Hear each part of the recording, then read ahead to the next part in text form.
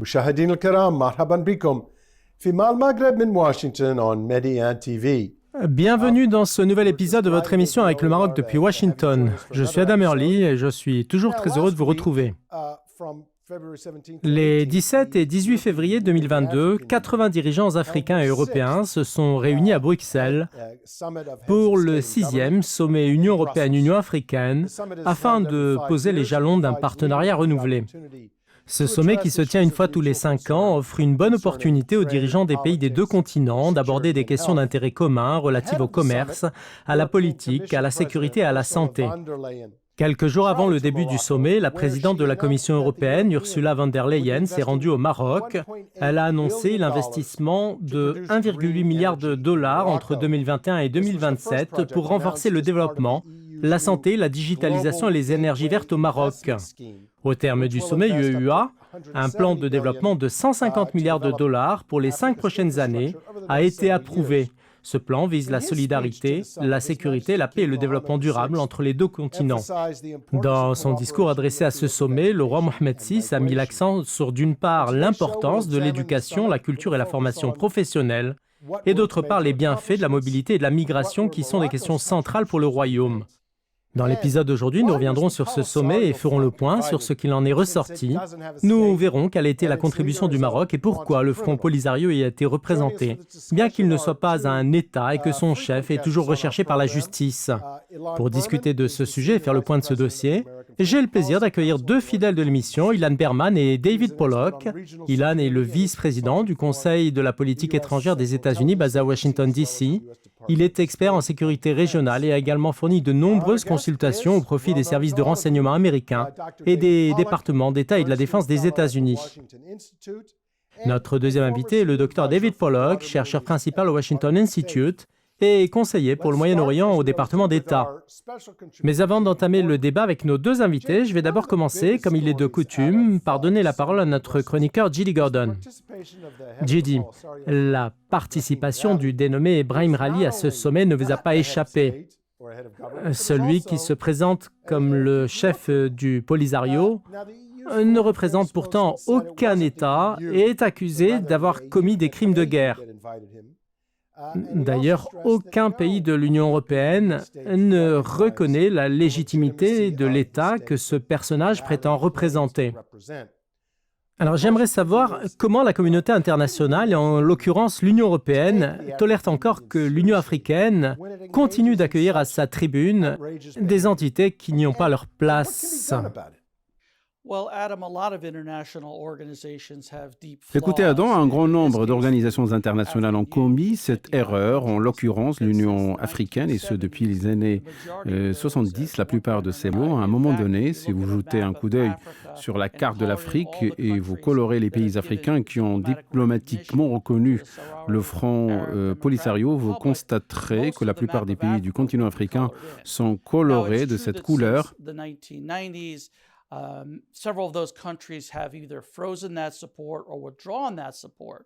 But still, at the end of the day, si vous regardez l'Organisation des États américains qui compte 35 pays membres, vous constaterez qu'elle est divisée en un bloc capitaliste dirigé par les États-Unis et un autre bloc socialiste dirigé par le Venezuela. That's 35 countries. There's one bloc led by the United States. It's a capitalist bloc. Bien que le Venezuela ait un très mauvais bilan en matière de violation des droits de l'homme et soutienne des organisations terroristes internationales telles que le Hezbollah et l'organisation terroriste des FARC en Colombie, le Venezuela occupe une position de premier plan au sein de l'Organisation des États américains. Les États-Unis ne peuvent rien faire contre le Venezuela au sein de cette organisation parce qu'il bénéficie d'un grand soutien parmi les pays membres, parce que, comme le Polisario, le Venezuela exerce beaucoup de pression politique et de propagande. Le pays d'Amérique latine a acheté le soutien d'un grand nombre de pays. Bref, il vaut mieux, face aux organisations internationales, être dedans et jamais en dehors.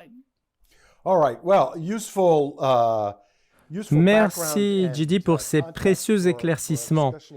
Je me tourne à présent vers vous, Ilan Berman. En fait, il y a beaucoup d'interrogations sur cette question.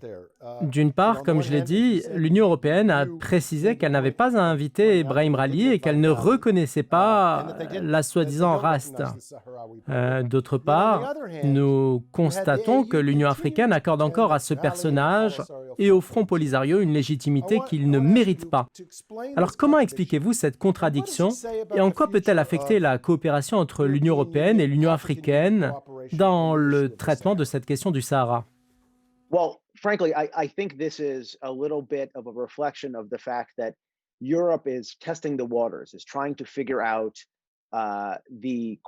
Franchement, je pense que cela reflète le fait que l'Europe essaie de définir une nouvelle relation qualitative avec le Maroc.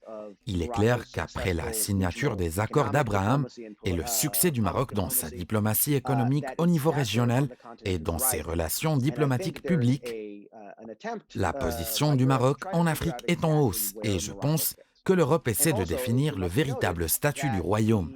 De plus, la montée en puissance du Maroc à une position de leader en Afrique du Nord n'est pas pleinement acceptée par tout le monde, dont la présence du chef du Polisario. À mon avis, c'est une tentative par des pays comme l'Algérie d'envoyer un message que la montée en puissance du Maroc à cette position n'est pas inévitable et qu'il existe des courants concurrents dans la région.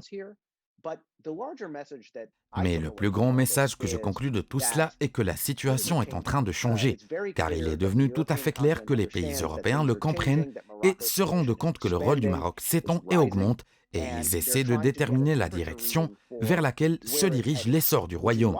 C'est pourquoi il est si important que le Maroc poursuive ses relations avec l'Union européenne et poursuive un plan d'action positif, peu importe qui participe au sommet, un plan positif de croissance et de participation économique dans le cadre d'une véritable vision pour la région. C'est ce qui distingue le Maroc des autres pays de la région, comme l'Algérie, et fait de la réussite du Maroc quelque chose qui distingue vraiment le royaume. C'est un bon point. Alors, avant d'évoquer le discours du roi Mohamed VI au sommet de Bruxelles, pouvez-vous nous parler du rôle que joue le Maroc sur le continent africain et des efforts déployés par le royaume pour construire des ponts entre l'Europe et l'Afrique? Je reviens ici sur ce que j'évoquais tout à l'heure. Il est bien clair que la position du Maroc est en train de monter et que les pays européens commencent à s'en apercevoir et à tenir compte du rôle moteur du Maroc dans la région. En fait, l'Europe s'intéresse depuis longtemps à la croissance économique et aspire à une participation plus profonde en Afrique. En cela, elle a besoin de ponts pour entamer des discussions avec le continent africain et pendant très longtemps, l'Europe n'a trouvé personne pour la relier à l'Afrique en tant qu'acteur stable et fiable pour faciliter les relations commerciales et diplomatiques. Un acteur avec un engagement plus profond vers le continent africain, en particulier les pays d'Afrique subsaharienne. Morocco is, I think, very clearly emerging as a potential ally in this regard for Europe. A country that, like the Europeans, wants regional development, wants to expand trade, is looking south for greater development and greater connectivity. À cet égard, je pense que le Maroc est clairement devenu un allié de l'Europe. Le Royaume, comme l'Europe, souhaite réaliser une croissance régionale, développer les échanges et se soucie du Sud en obtenant plus de développement et plus de communication. Oui, le Maroc a une proximité particulière avec l'Europe. Passons maintenant au discours du roi Mohamed VI à l'occasion de ce sommet. Le souverain a abordé un certain nombre de questions importantes qui doivent être analysées et traitées. Quel est votre avis sur ce qui a été dit dans ce discours royal devant le sommet?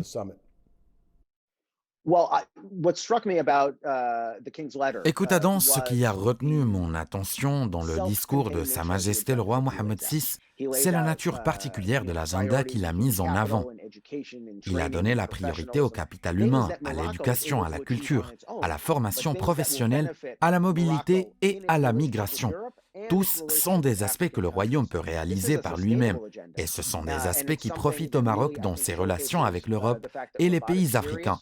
Il s'agit d'un agenda durable qui démontre le sérieux de Rabat à l'égard du développement du Maroc et du développement régional et qui donne aux capitales européennes l'assurance qu'en regardant vers le sud, un pays partenaire comprend vraiment ce dont la région a besoin pour se connecter à l'Europe et en même temps profiter de la prospérité.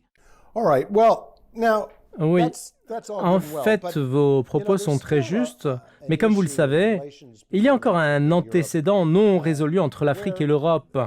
Je pense à l'héritage de cette mentalité coloniale européenne à l'égard de ses voisins africains. Pensez-vous que cela représente un obstacle aux efforts du Maroc et d'autres pays pour soutenir le développement du continent? No, I think so. And I think there's a real change in the nature of how European countries are thinking about Morocco and thinking about the role that Morocco can Je play. pense que c'est exact, Adam. Il y a un vrai changement dans la nature de la réflexion des pays européens envers le Maroc et le rôle que le Royaume peut jouer. Je pense que c'est un moment très important pour que le souverain marocain fasse ce qu'il a déjà fait, c'est-à-dire proposer un programme durable qui montre le rôle positif du Maroc au niveau international, car il existe une vieille vision coloniale qui considérait le Maroc comme un État vassal plutôt que comme une source de sécurité et de bien-être. Cependant, on s'éloigne de plus en plus de cette vision pour la remplacer par une nouvelle vision du Maroc en tant que leader régional et source de stabilité.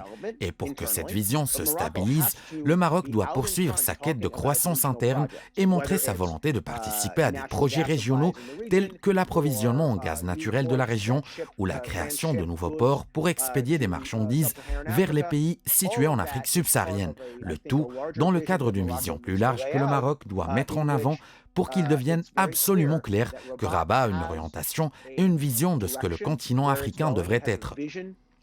Cette perception aura la confiance nécessaire pour la promouvoir afin que le Royaume du Maroc devienne une source d'inspiration pour l'Europe qui souvent n'a aucune idée de ce qu'il faut faire en Afrique. Merci Ilan pour votre précieuse contribution. Je me tourne à présent vers vous, David. Je voudrais que nous revenions sur le discours du roi Mohamed VI, notamment à propos du volet migratoire. En fait, la réflexion qui s'impose, c'est ce grand écart entre la vision d'Afrique et celle de l'Europe sur cette question.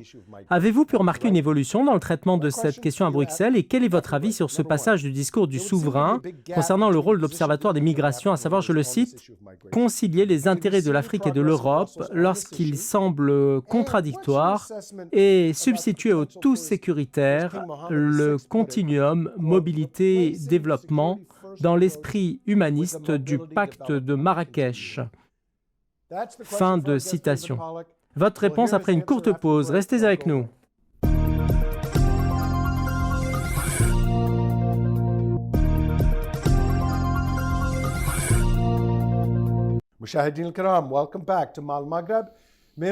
Nous voilà de retour pour la suite de votre émission avec le Maroc depuis Washington. Notre discussion porte aujourd'hui sur le 6e sommet des dirigeants de l'Union africaine et de l'Union européenne à Bruxelles, qui s'est tenu les 17 et 18 février dernier. Avant la pause, je demandais à notre invité David Pollock son analyse de l'allocution du roi Mohamed VI concernant la question de la migration et son point de vue sur les efforts des Européens pour mettre un terme à l'immigration africaine. David, la parole est à vous. Yes, thanks for that really important question. I too was really struck by His Majesty the King letter and the emphasis that he put on this issue. Oui, merci Adam pour cette question très importante. J'ai été agréablement surpris de la concentration de Sa Majesté le roi Mohamed VI sur cette question avec une franchise, une confiance et une clarté formidable, ce qui reflète un changement par rapport à tout ce que j'avais entendu sur la question de la migration depuis plusieurs années. Il s'agit d'un sujet très sensible pour l'Europe et l'Afrique et je salue cette proposition. Le moment est venu pour les deux parties d'adopter une approche nouvelle, franche et constructive sur cette question. I think the King is absolutely correct in pointing out that given Europe's problem with Je pense que Sa Majesté le Roi a eu tout à fait raison d'avertir qu'à la lumière des problèmes de l'Europe en matière de main-d'œuvre, en particulier en pleine pandémie de coronavirus, et à la lumière de ces faibles taux de natalité et des besoins de l'Europe en main-d'œuvre qualifiée et non qualifiée à tous les niveaux afin de maintenir la croissance de ses économies, la question de l'immigration devient une opportunité majeure pour l'Europe comme pour l'Afrique. Les deux parties devraient commencer à y voir une opportunité et je suis d'accord avec l'opinion selon laquelle l'Union européenne n'a pas réussi à traiter la migration de cette manière jusqu'à présent. Not all EU countries are the same, however. There are some important differences and some have been much more welcoming. Tous les États membres ne sont pas identiques. Il existe en fait des différences importantes car certains pays européens étaient plus accueillants pour les immigrants d'Afrique ou du Moyen-Orient, comme l'Allemagne par exemple, par rapport à d'autres pays européens. Et je pense que si vous me demandez s'il y a eu des progrès sur la question migratoire lors du sommet de Bruxelles, je vous dirai en toute honnêteté, pas encore. Mais je pense que le simple fait de l'aborder de cette nouvelle manière est vraiment un pas en avant. Yeah. Now, another issue we've talked a lot on the show about is Passons China. maintenant à une autre question dont nous avons souvent discuté dans le cadre de cette émission, à savoir la présence de la Chine en Afrique et la mise en œuvre du projet de la ceinture et la route sur le continent. Je voudrais rappeler qu'avant le sommet, la présidente de la Commission européenne s'est rendue au Maroc et a annoncé que l'Union européenne mettrait à disposition du Maroc 1,6 milliard d'euros entre 2021 et 2027. Il s'agit d'un investissement sous forme de subvention pour renforcer le développement, la santé, la digitalisation et les énergies vertes au Maroc. Ces investissements font partie d'un vaste programme de l'Union européenne appelé Global Gateway qui s'élève à 170 milliards de dollars, un programme qui se veut ancré dans les valeurs auxquelles l'Europe est attachée, à savoir la transparence, la bonne gouvernance, le souci du respect de l'environnement et du bien-être des populations. Et je souligne ici le bien-être des populations que vous avez évoqué tout à l'heure. Alors tout d'abord, quelle est l'importance de cette initiative européenne? Et ensuite, compte tenu de l'accent mis sur le bien-être des populations, pensez-vous que ces efforts européens représentent une alternative plus attrayante à ce que fait la Chine? Okay, so it's a significant initiative. D'accord, il s'agit d'une initiative majeure très importante. On peut dire qu'1 milliard de dollars n'est plus la même valeur à laquelle nous sommes habitués, mais cela représente une grosse somme d'argent.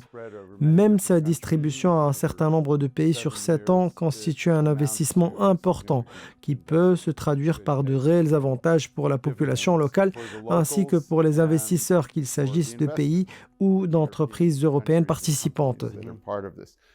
And I think it's particularly relevant because of the focus on sustainability. And in this era when most countries Je pense qu'il s'agit d'un investissement important en raison de son accent sur la durabilité, à un moment où la plupart des pays du monde, et en particulier en Europe, sont préoccupés par l'approvisionnement énergétique, les changements climatiques, l'emploi et la lutte contre la corruption. Tous ces facteurs font partie de cette initiative et à juste titre, si vous la comparez avec la Chine, comme vous me l'avez demandé, on peut dire sans blâmer franchement la Chine que le représentant de l'Union européenne a souligné la différence entre l'investissement européen et l'investissement chinois.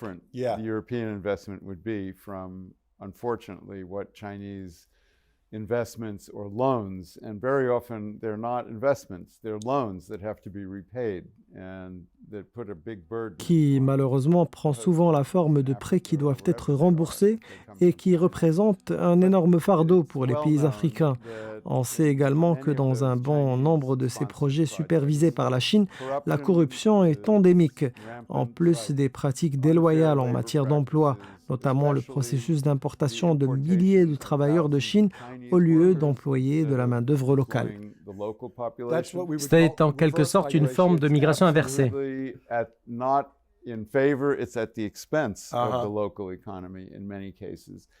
And in some cases also the lack of emphasis on sustainable growth Certes, cela se fait au détriment de l'économie nationale dans de nombreux cas, en plus du manque de concentration sur la croissance durable.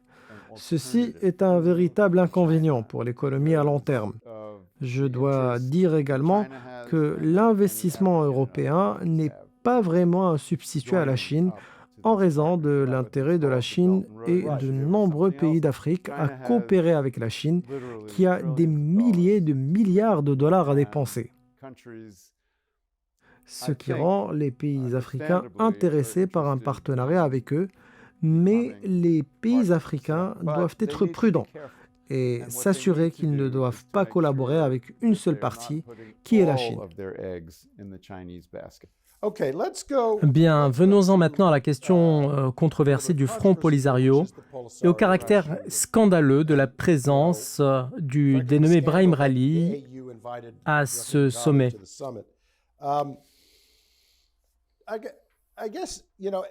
Je voudrais évoquer ce point avec vous plus en détail. Je vois que sur ce point, l'Union africaine n'est pas unifiée. Cette invitation nous rappelle à quel point la pensée de certains de ses membres est archaïque. Et nous avons vu au cours des dernières années que de plus en plus de pays de l'Union africaine veulent tourner la page des idéologies révolutionnaires et du socialisme qui sont d'un autre temps, quand les priorités du continent sont aujourd'hui d'ordre économique. Alors, comment avez-vous perçu l'irritation provoquée par cette invitation dans les rangs de l'Union africaine et le rejet contre l'adhésion du Polisario au sein de l'Union? J'aimerais également savoir si la révocation du Polisario de l'Union africaine est aujourd'hui envisageable, étant donné que cela nécessite l'approbation d'une majorité des 2/3 de ses membres. I would look at it honestly a little bit differently. Franchement, je vais évoquer les choses un peu différemment. Pour répondre directement à votre question, il me semble peu probable que l'Union africaine change formellement et radicalement de position, mais je me demande, et je pense que beaucoup de Marocains ont aussi posé cette question, pourquoi nous soucions-nous? Quelle différence a la participation d'une personne qui ne représente rien à une réunion internationale qui se trouve à des centaines et des milliers de kilomètres du pays qu'il prétend représenter? Donc, sa participation est une question symbolique et, à mon avis, n'a aucune valeur pratique.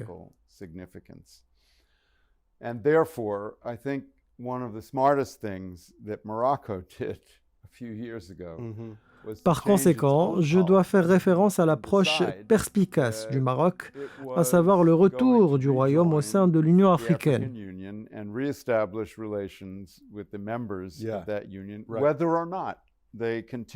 Le Maroc a tissé des liens avec les pays de l'Union, peu importe qu'ils reconnaissent ou non le Front Polisario.